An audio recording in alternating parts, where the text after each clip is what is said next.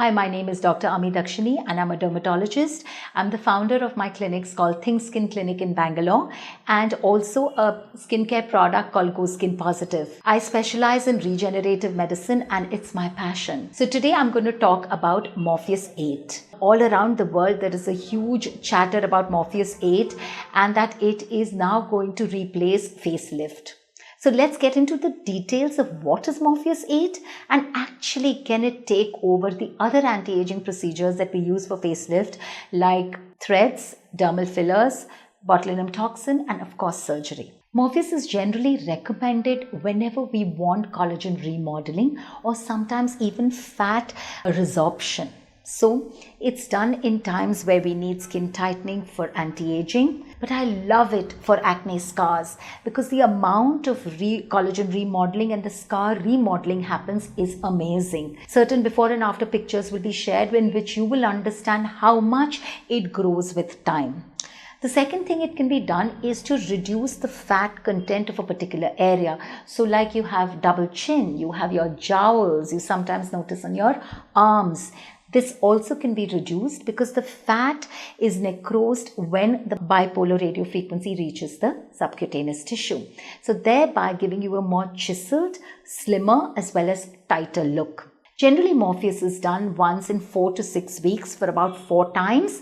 We wait then for the skincare products to work with the Morpheus remodeling and wait for another 6 months to a year before we start doing a few sessions for maintenance. For best results, it's always advisable to discuss with your dermatologist how many sessions you need for your skin and for your condition. So can Morpheus replace other facelift procedures? Yes and no. Yes, because if you start it very early in life and where there is not much sagging of the deeper tissues, yes, it can keep your skin more youthful looking as well as brighter because it modulates not just the skin tone but even the texture. But when you're looking at little later age, where there is already sagging of the skin, then it's very difficult because you need to understand sagging of the skin is actually not the skin that is aging, but it's actually from within. If you see inside, we have 2 very important structures which age much quicker. One is your fascia and 2 is your subcutaneous or the fat tissue. Due to gravity, the fat starts receding downwards and the fascia starts losing its turgidity with age. And when that happens, you notice that your skin sags along with the fat and the fascia. So it's not the skin that is aging or sagging, it's only stretching because the inside layers have started sagging.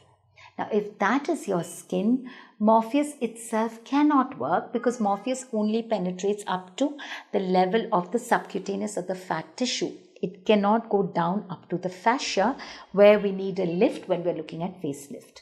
So if there is increased sagging of the tissues of your face, you will have to consider certain things like dermal threads or dermal fillers or a toxin if it is due to a muscle movement, to get the best anti-aging look that you're looking for. So for this, you need to consult with your dermatologist or plastic surgeon and plan the right course of action.